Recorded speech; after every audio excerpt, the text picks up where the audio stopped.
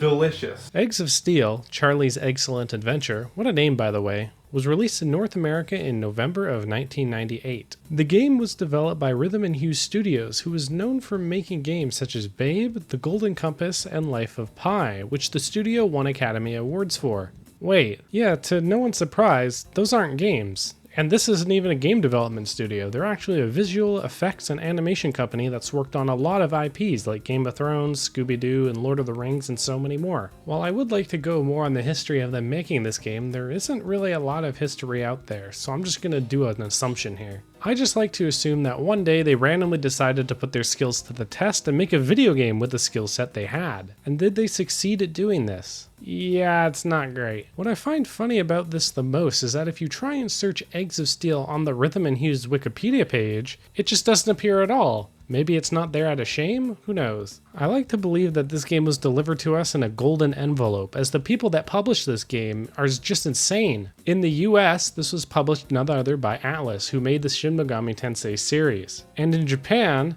this game was published by Square Enix, you know, the guys who made Final Fantasy. What did they see in this? I know they were called Enix back then, but whatever. Anyway, I got a couple of recommendations by you, the viewers, to play this. Well, at least I gotta eat some eggs. At first, I didn't think this was a platformer, but believe it or not, it actually is. I thought this was some kind of weird puzzle Zelda-like game, but no, it's actually a platformer. Anyway, with that out of the way, my name is Oren Clubs, and this is The Worst Platformer Ever Made, a series where I try and find the worst platformer ever made. Like I said, the game is a platformer. Looking overhead may remind you of something like Zelda, like I said before. And you'd be kinda right. The game definitely has a feel like that, maybe a little bit faster in speed, but you can also jump in this game, and you will be doing that a lot. And I'm gonna be honest, you're probably looking at the gameplay and are going, "This looks like shit!" And you would be correct. It doesn't look great. The pre-rendered objects clash really hard with the 3D models and the sprites they use. It kind of looks bizarre. I honestly was put off a bit by it because I just did not like how the game looked. However,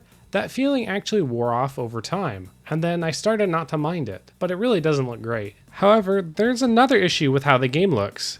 It's pretty much just this. You've pretty much seen the entire game by looking at it right now. There's barely any color changes, there's almost no environmental changes, there's no change in themes or settings. It visually almost always looks the same, maybe minus like a couple of lava levels. Which, I mean, it does make sense, the game takes place in a factory, but having just one set theme is kind of bland and it makes the game visually look kind of boring. I also think having the HUD cover a decent bit of the gameplay is a bit much though. And honestly, a lot of it isn't really needed. Especially the top left here, which is just the name of the level. I mean, you don't really need to have that there the entire game, but whatever. I'll go over the rest of the HUD too. The green on the bottom left is your health, and the red temperature gauge, well, I actually beat the entire game, and I still don't know what this is, so it's time to check the manual. Looking at the manual, it's a bit of a weird time limit. It goes up slowly over time when you play the level, and once it reaches the top, you die, so it's kind of like a time limit. However, I was never pressured by the time limit once. However, there are fans scattered all around the map.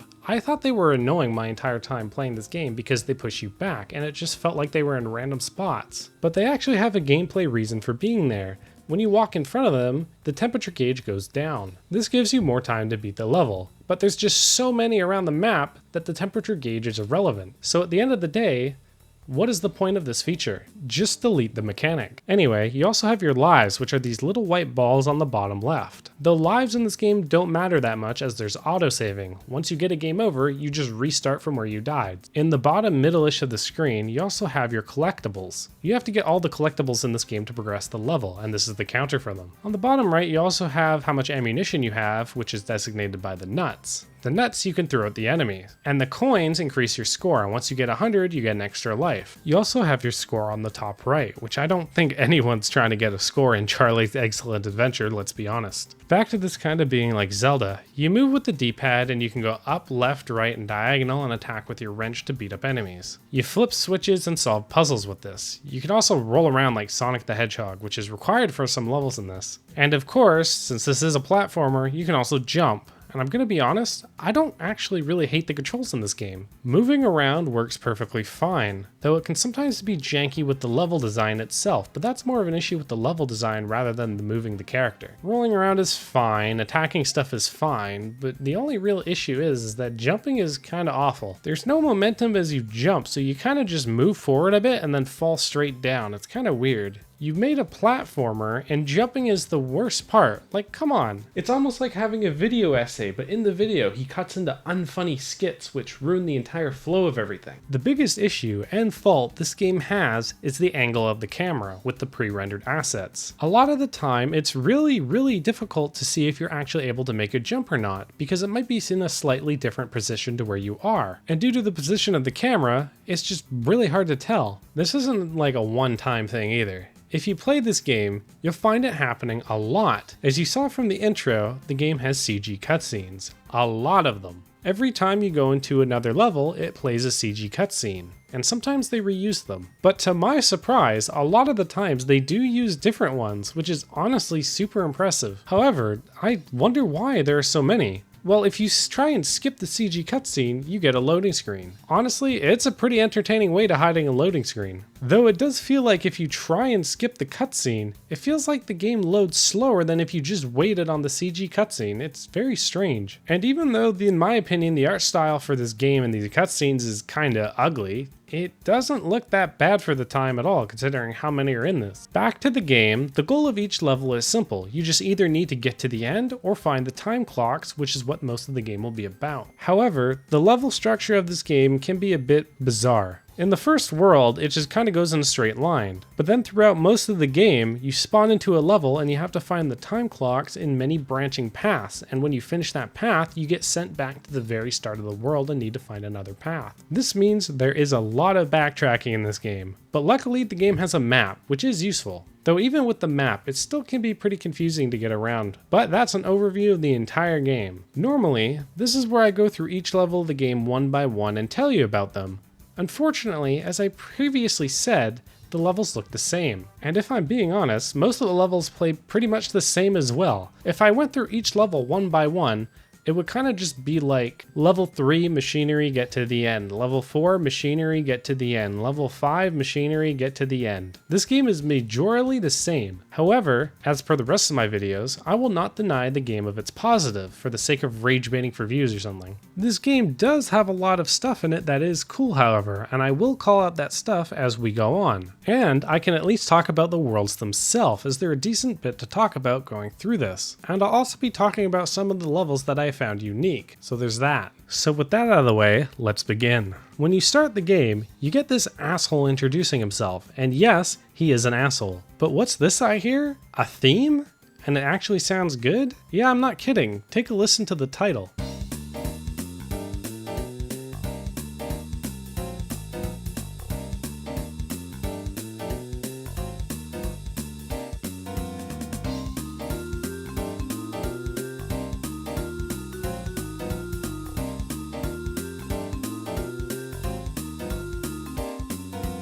While I'm talking about the music, I better give my thoughts on it. It's really good in this game. It's honestly surprising. Here's another theme that I really like a lot.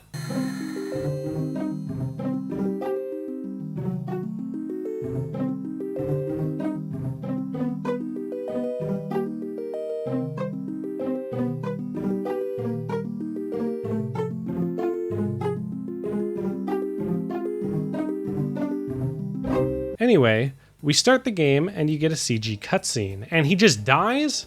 What? After that, it goes into a menu you can play on. Why are there two menus? Anyway, after that, the real game starts and you get the true cutscene of Charlie goofing around. He's part of the Night Watch in charge of watching the factory at night. I would have never guessed. I like this joke with the paper here though. But after a bit of goofing off, he spills his coffee cups and it gets everywhere. This causes the machinery to turn on, which causes the factory to turn into chaos. And now it's up to Charlie to find the 4 keys, which allow him to activate the factory shutdown and put an end to it. We get into level 1 and the game starts. Now, The game calls worlds levels in this, so for simplicity's sake, because that's dumb as hell, I'm just going to call them worlds. You can walk around here and break barrels to find stuff inside, which you'll be doing a lot, but you can also jump into these paper airplanes, which I actually like. They are very charming. For example, you can get letters from Charlie's crush, and the letters are covered in kiss marks. You can also get official documents from the company. The letters are different depending on who sent them, which adds a lot of personality. However, sometimes it's annoying, as what appears on the letter automatically pops up if you touch the airplane flying around. So if the airplane is flying around in the middle of where you need to jump, it'll be annoying. Anyway, back to the level. Like I was saying before, unfortunately most of the game is just, that's a factory. World 1 is very simple. It's just a tutorial world. You just simply walk to the end, jump over the gaps, hit the targets with your nuts, which can activate stuff around the map and take out the enemies. Oh right, the enemies. There are enemies in this game, and I honestly hate fighting them. Most of them shoot projectiles at you, which come at you so fast at an angle, you can't really jump over them most of the time. And if you get close enough with your wrench and hit them with your wrench, they'll just knock you back after a bit, which is kind of annoying. And that's about 80% of the enemies in this game, so. But that's World 1. You then get a cutscene of this egg person coming out of the blast furnace, whose name is Blast Furnace Bill. He sends you a letter saying he's pretty much watching you. But after that, we're back into the game, and here's a new mechanical level. You just need to dodge the girders that are falling on you. Pretty simple. Though near the end, it'll drop a longer one on you, which you need to roll out of the way in order to avoid. And if you're like me and you don't know about the roll mechanic, you'll just die. But you can figure it out pretty quick. He also taunts you by laughing at you while you ascend to the top, which is pretty funny. Once you beat the level, he starts breakdancing. What the fuck? Anyway, we have our first boss fight, and every time you fight a boss in this game, it tells you the solution to it, which is kind of okay. For this boss, you just need to dodge the projectiles, stand on the moving girder, and hit him 3 times. Pretty simple. After that, Charlie starts breakdancing. Brother, you just caused the factory to go into meltdown. People are probably dying and being injured because of this, and you're breakdancing? I like the punch card you get at the end of the world, which is pretty much a scorecard, which is cool. After you beat a world, you can go to the bonus stage. You have a limited amount of lives in the bonus stage, which are represented by these green tokens. You can collect these green tokens in the previous world to give you more lives for the bonus stage. All you need to do here is jump through the donuts to collect whatever here. It's honestly pretty easy once you get the hang of it. Just don't jump into the donut when it's turning or the hole isn't facing you. You can get a lot of lives from doing these. After that, you get a CG cutscene of a robot called Blaze, who tells you that you need to punch the time clocks to extend the bridge to get to the next world. So that's exactly what we're going to do. World 2 starts for real this time. That's a factory. World 2 is where the split sections begin, where the level starts splitting off into multiple different directions, and you constantly need to backtrack through them to get through the entire thing, which I'm not really a big fan of, but luckily it's not too much of a run back. I decided to go down a pipe and find this mechanic of platforms flipping, and I believe this is the only time you see them in the entire game.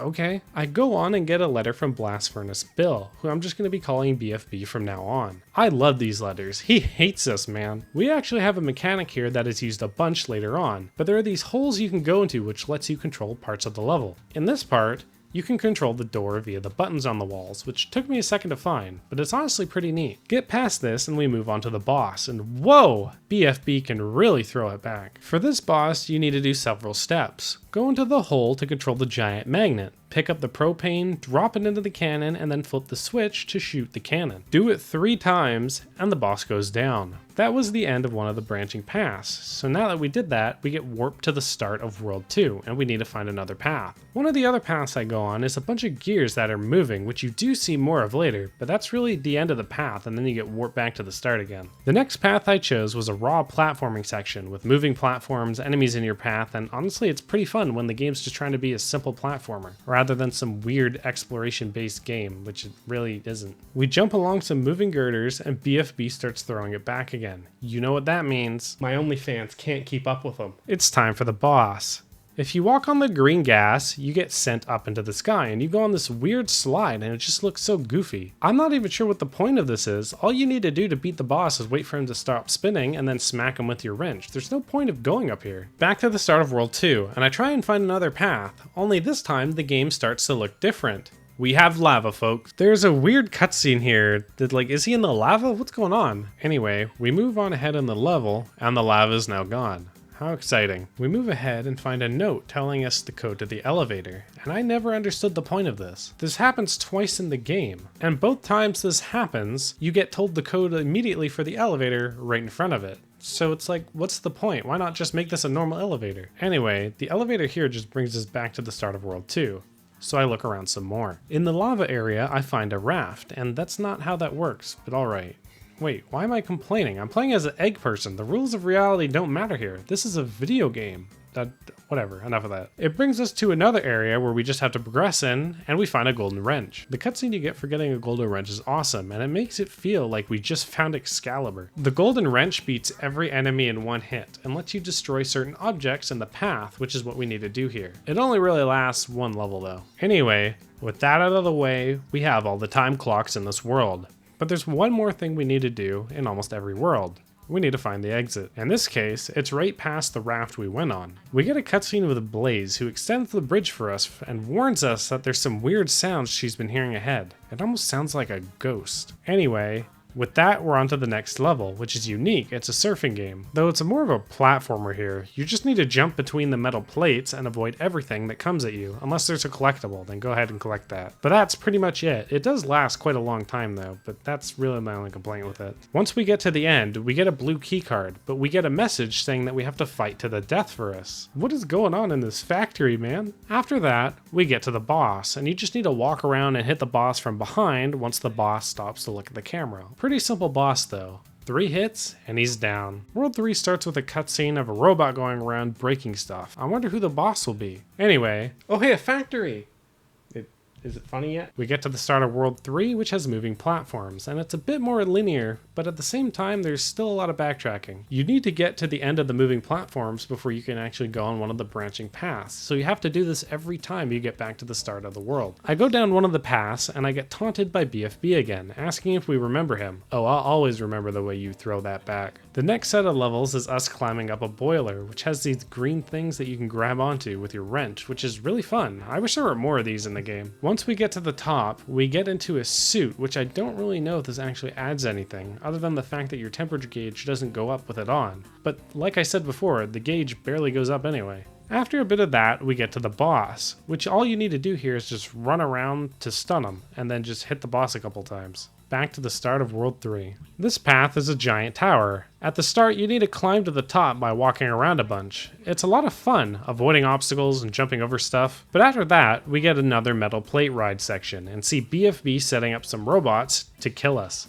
But we see those later in the game as we're transported back to the start of World 3. Time to go to another path. This one is more of a switch puzzle section. You need to hit the switches to raise and lower some platforms to find one of the switches on the level that permanently lowers one of the platforms that you need to do to go on. We get to a CBT machine we just need to avoid, but after that we get to a fun minigame. We need to push buttons in order to crush the robots. If you miss one of them, they will come at you and try to attack you. But now the BFB is dancing again. So you know what that means. Boss time. This boss is where you just need to dodge their charge attack and then dodge their droppings. After a bit, the bird stops moving and you just need to hit them a bunch during this. You do have to hit this boss a lot though, more than the other ones. He also goes faster with every hit, and enemies start dropping down in the level as well. But after that though, you know what happens, you get warped back to the start of World 3. But now, we need to find the exit. Once we do, we find a robot called Rotato, the robot that looked pissed off throwing things around, but it turns out he's actually a friend. He says he saw a bizarre looking egg that Charlie needs to look out for. After that small cutscene,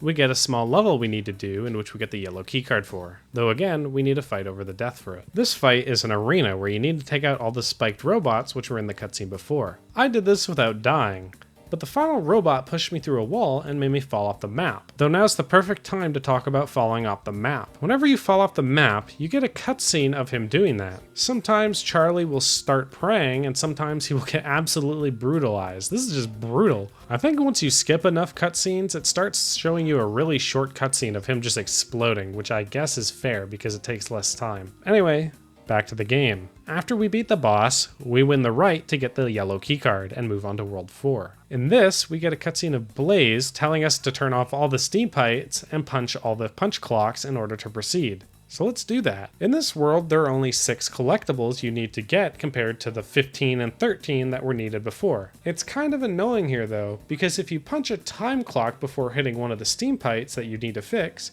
you get warped back to the start of the world. So even if there is a steam pipe close by, you would have to go all the way back and hit it again, which is annoying. So my recommendation is to just hit the steam pipe before you hit the time clock. Anyway, I like the physics on the girders for this. I think that's awesome here. But yeah. Oh look, a factory. Okay, I promise I'm done now. There is really nothing new here. The physics-based girders is really it for the entire world. This world is mostly just moving platforms and avoiding obstacles. We do see the falling girder level thing again though, but that's pretty much it. I hit the 3 time clocks, I hit the 3 steam pipes, and that's the world. Now don't get me wrong, even though there's really nothing new here, it's still a fun world. Wait, did I say fun? Anyway, after a bit, we get the green keycard, but again need to fight to the death over it. But we get a note before that. This note tells us that BFB did not want Charlie to work with the company because of how much he was goofing off, which is pretty true because I mean, almost every cutscene we see him in, he's messing around. But anyway, we fight the boss, and this is what I mean by everything looks out of place. The boss is a sprite in a hand-drawn style, and that looks completely different to everything else around him. Like what? The boss fight itself is very simple though. Just wait for him to stop moving the gears and then smack him a bunch. After that, we move on to World 5, where we are told we need to unclog gears and punch all the time clocks to continue. We're back to many branching paths again. The path I chose had what I thought was lava you couldn't walk on, but it turns out you can. There are rolling pins everywhere here, and it's honestly really hard to not get hit. But once we actually manage to get past that, we have a rematch with the previous boss, where it works completely differently. World 5 is where the boss quality kind of falls off. So far, all the bosses have been fine. I haven't really had many issues with them other than the game itself just being kinda jank. But a lot of the bosses from now on are just not fun. Like this one. You need to get to the boss and hit him with your wrench, but right before he does that, he flies over to the other platform. So what do? You need to roll in this level here to hit him fast enough before he jumps to the next platform, which is pretty simple. However, he's constantly shooting stuff at you, which forces you to get hit, so you can't avoid it because you're rolling. So what you need to do is take a couple hits, then beat the heck out of the boss, and then wait for this donut to respawn, which heals you. It's just so time consuming. But after a while, we go back to the start of World 5. I choose another path here, and this part is actually interesting. You need to get past the crushers that fall down on you one at a time, so you need to make your way over to the end quick enough to not get crushed. Midway through, you play a game where the crushers will start crushing whichever light is up, so you need to move and react in time, which is pretty cool and a lot of fun. After that, we continue on and get to this tower, which is annoying. You have to jump over all these barrels and propane tanks that are just coming down the hill. The issue is, like I said at the start of this video, the jump sucks and it doesn't work. If you try and jump over them, sometimes you will just hit one of them even though it's extremely obvious you jumped over it. It's really hard. Luckily though, there is a safe spot I found. So if you just hug the edge, it makes the level very easy. So that's good for me, I guess. You cheater! The boss here honestly isn't that bad. Whenever you hit a propane tank over a pipe, the pressure causes a bird to fly out of the top. The goal here is to line it up with the boss and send the birds at the boss at the right time. Once the boss gets smacked with enough birds, the boss goes down. The boss will also be sending stuff at you though, so you just have to avoid those as well. Once you beat the boss, back to the start of World 5. We go down another path, and it's mostly stuff we've already seen with the spinning gears. But we do get a golden wrench though, which is cool. We also get to play whack-a-mole here, which is neat. We walk up to the boss, and it's just a worse version of the previous boss we fought before. Again, you just need to pick up the propane, put it in the cannon, and then shoot the cannon. But there's an issue this time. For some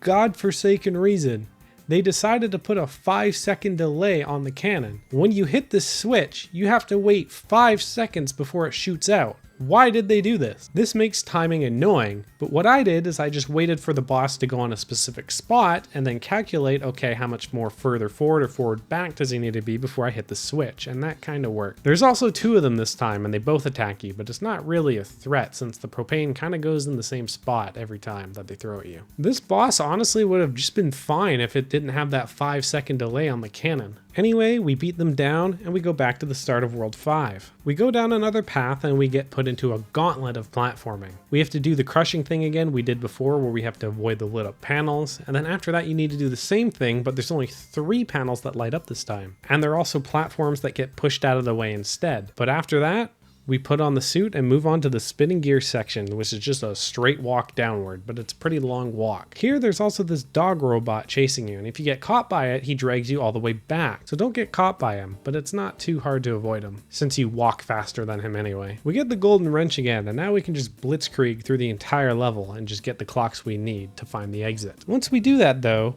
we get a notice from the factory that says the streak of no more accidents have been broken. Bummer. We then see Rotato again, and he tells us that a fire egg looking thing has been coming after us. BFB reminds him of Blast Foreman Bill. You don't think? We move on a bit and have to have a rematch against Rusty, and it works the exact same. Wait for him to get tired and then hit him from behind. Once we beat him, we get a cutscene of him saying he didn't want to do this and that Bill threatened to kill him if he didn't work for him. You are not going to believe what happens next. He then asks us to remember our first day at the job, and we get a flashback with Bill showing us around. Charlie, being Charlie, messes around with a bunch of stuff. This causes a crane to pick up Bill, which then Charlie accidentally releases over a blast furnace full of lava, killing Bill instantly. He just killed a person! We are not the good guys in this story. I cannot believe this is where the story went. That is insane. He killed a person. But after that monumental lore drop, we get into World 6, but not without a cutscene. Rusty tells us that the thermos is the only thing that can steal Bill away. A fucking coffee cup. World 6 is pretty linear. The first level here is we need to use the magnet to crush the dogs, which is kind of fun. After we move on to a platforming part where we need to put the dogs to sleep by hitting the target, which allows you to jump on their heads, which again is a really cool mechanic. After that, we're in the room in the intro cutscene where we started, but we jump down through our locker to go where the thermos fell down to, and we find it. Though for some reason, the thermos then flies back up into the room and we just have to backtrack to get it. I don't know why I did that. After that, we get a cutscene of a dog attacking us, which causes us to fall down, and we get a letter from BFB telling us to watch out for his latest invention, which are more futuristic robots. If you get close to one of these guys, you get damaged a lot and knocked back a lot as well. They slowly follow you, so what you need to do here is to trap them in each corner of the level by raising the bridges via the switches that are around the level. Once we do that, we finally go face to face with BFB in the boiler room in a 3-phase boss fight. But he gives us one final letter, saying that he wants his coffee cup. You came back from the dead to get your coffee cup. For the first phase of the boss, you just need to dodge his attacks and jump from girder to girder as they move for a while. But after a bit, there's an explosion and the second phase starts. For the next part, you just need to hit the switches in the order they light up. Very easy stuff. But after that simple task, we're on to the final phase. We get a music change here, which is definitely something.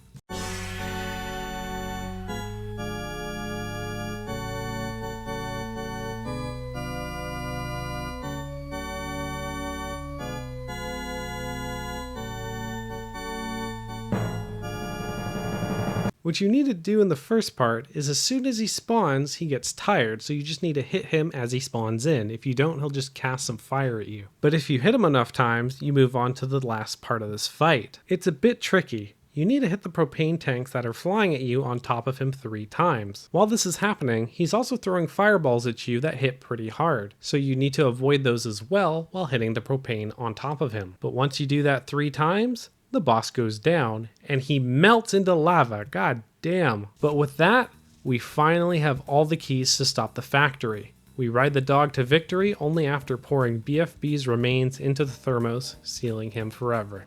What just happened? The moral of the story here is that if you're a carefree dumbass, you can get away with anything. He killed a guy and then sealed his remains in a coffee cup, and we're supposed to be the good guys? What? Honestly, the insanity is what kept me going in this game. Overall, for the game itself, it controls okay, minus the jumping. It's really the weird hitboxes on the level itself, and the camera being a bit weird in a strange perspective that can make it annoying to play. It really messes with your depth perception. However, I kind of feel like this is a Mr. Bones situation. Yes, most of the game isn't great, but there is a lot of charm here with all the characters and the insane story. So much so that this is really like a Mr. Bones to me. It's turned into one of those bad games I personally found kind of fun. Did it deserve the score it got? Absolutely. I would not recommend anyone to play this. But it's that kind of game where if you're kind of bored and just want to try something weird and interesting, then give it a try. I just said I wouldn't recommend this, so don't play it. It's definitely one of those games you just play once, because I am never playing this again. Is Eggs of Steel, also known as Hello Charlie in Japan, I don't know why they called it that, the worst platformer ever made? Well, considering I got to eat some scrambled eggs for this video, I don't really think it is. Anyway, thanks for watching. If you enjoyed watching this video, please consider subscribing. And if you want to see me make some fun posts, you can follow me on Twitter @OrenClubs to see what I'm up to. I also stream once a month, so if you're interested in seeing what I'm doing live, feel free to follow twitch.tv/OrenClubs. Again, thanks for watching.